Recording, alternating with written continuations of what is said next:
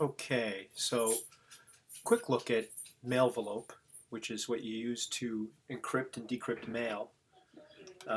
There are clients you can use, GPG for Win, which is one you can use for Windows, or you can use gpgtools.org for the Mac, which is actually real easy to set up.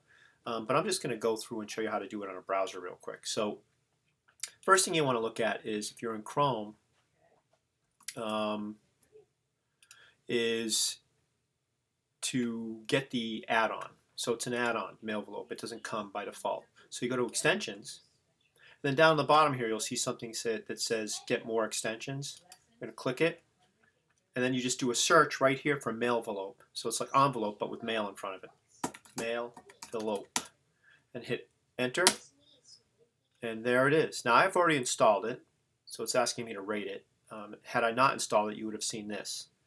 You just click that and it installs it. And then what you see is this little icon right over here, which took me a while to figure out where this, because they didn't do a great job of documentation, but it's way over here. So you click it and you can turn it off or on, reload. We want to look at options. Options is what brings up how you display your key ring. You can look at your options, how you import keys, and how you generate keys. Now in your case, you're going to be doing this probably brand new. So you just put in your full name here, or whatever name you want to put in there if you don't necessarily want people to identify you by name.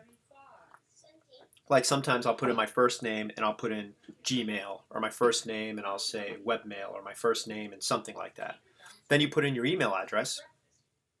And then under password, you enter and then re-enter your password to generate a key. Sometimes it'll say they don't match, which is just this little weirdness I've noticed with it. So when you do the same password in both, go back up to the top, hit a space at the very end, and then do a backspace, and then it all matches. Don't ask me why. It just does that.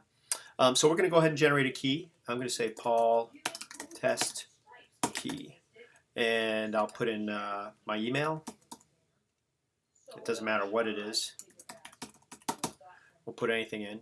Then you put in a password. Now, I would suggest you pick a very secure password. Something that you can remember. That is a phrase maybe, but it's a long phrase that each word, let's say if you use, I have a 16 character or a 32 character one myself, and I use something that has an init cap for every word in it. So I might say something like my space cat space is space pretty space pound sign, let's say. Okay, so in that particular password, I put my cat is pretty with the M of my, the C of cat, the I of S, and the P of pretty are all capitalized. Everything else is lowercase. Then I do a space and a pound sign, which just makes it really secure. So I'll do the same thing here.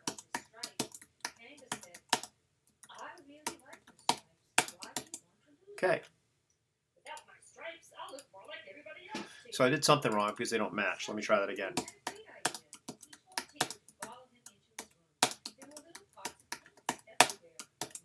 There, I didn't type it right that time. Okay, so it doesn't seem to be a problem. All you do is click submit. That's it. It's going to generate the key for you. You just have to remember that password you just put in. And could take several minutes depending on the size of the key. The size of the key by default is the largest maximum supported key there is today, which is 4096-bit, which for people to go, well, what does that mean? That is the strength of the encryption factor you got there. The bit. I'm doing a bad job explaining this because I'm listening to Finn and Mommy talk at the same time.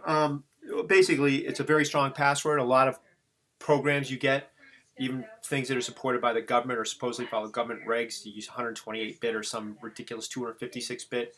This is 4096-bit. It's very, very secure. So the good news is that you've generated the key, so it's automatically in your key ring. So you can see it right here, P. Brady test key. That's it right there. If you click on this to get more information, it tells you what your key fingerprint is. That I generated now is 4096-bit. That's the key. That's the bit length. It's RSA. You don't even really need to care about any of this stuff. Does all this stuff for you automatically. The only thing you might want to do later is export your key. So you can download your public and private key to save it somewhere safe on your computer. Or if you want to use it anywhere else, that's one way to do it. And so now if you go into options, we can go in and say, okay, let's select a new default private key. So the private key would be the test key we just created. Okay. So now when you do that and you click Save, it's going to tell you, please reload your mail provider tab. So this is this guy right here. Just click on this and then just hit refresh your browser to reload it and you're all set. And that's really all you need to know. Now, when you open Gmail and you get in here and you go to Compose, you come down to the bottom and say, put in test. Then there's a little icon over here that this is for security reasons, that you do it in a separate program. It keeps it from being sniffed. And I'll just go in here and say, okay, hello, and then click Encrypt. And you pick the key you just created, which is this test key I just did. You click OK. And then you click Transfer to put it back over here, and now you can send it. That's it. So when it comes in, and it will come in a second, momentarily here, there it is. You click on it to open it, and you're going to see this, but when you move the mouse over, all of a sudden it changes to this. All you have to do is click it. You enter your password, which you only remember, I think you really need to enter it once in webmail for any 5-minute session, I think. So my cat is pretty, space pound, hit OK, and there it is. Just automatically decrypts. So if you come back over to here, now that you've been in there and you've already entered your password, watch what happens. Click it, come over, it says, oh, it's encrypted, click it, bang, decrypted. And that's it. That's email encryption from anywhere. You can do this in any browser. All you have to do is have your key with you to install it on different browsers. So if you have a work browser and you have a home browser and stuff like that, multiple computers at home, that's all you do. Once you do it, you're done, and it works anywhere. Very, very easy stuff. I hope you enjoyed this. Folks, to subscribe to our YouTube channel, please click the icon near the subscribe here red arrow.